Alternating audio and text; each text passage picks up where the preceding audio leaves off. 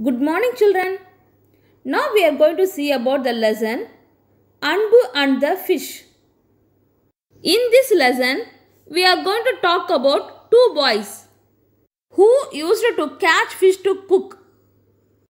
But later on, they changed their hobby into feeding the fish. Now let us see the lesson. Anbu was very talented in catching fish.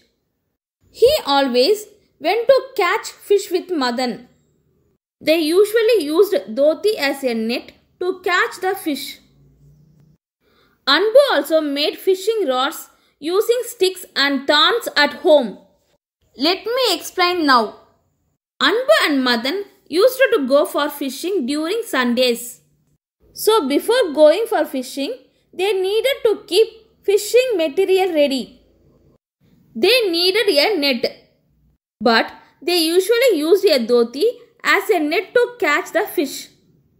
In early days, they used a rod that had thorns on it or hooks in it to catch the fish. Let us move on to the next paragraph. Then they shared the fish equally. Unlike their friends, Anbu and Madan were always careful while fishing. They never went deep into the pond or river. Every Sunday, they would go in search of earthworms to use them as bait. They enjoyed searching for earthworms.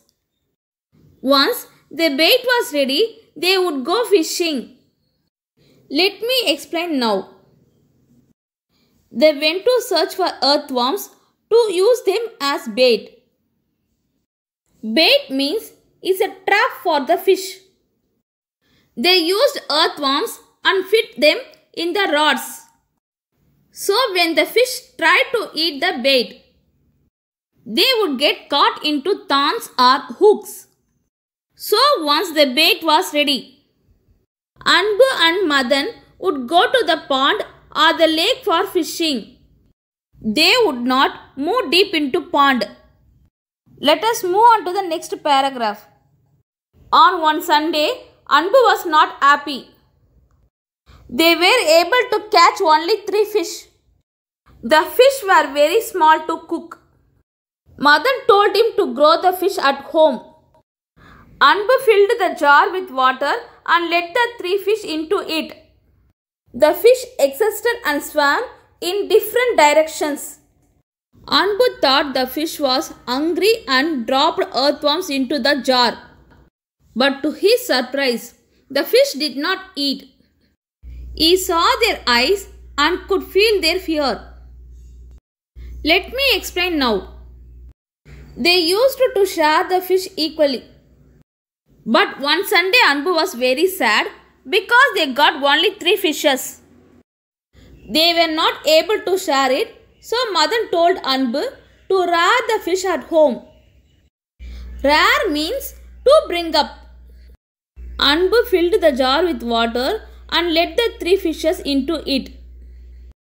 Anbu thought the fishes were hungry and dropped earthworms into the jar. But to his surprise, the fishes did not eat. Anbu could not understand why it did not eat. He went to his bed.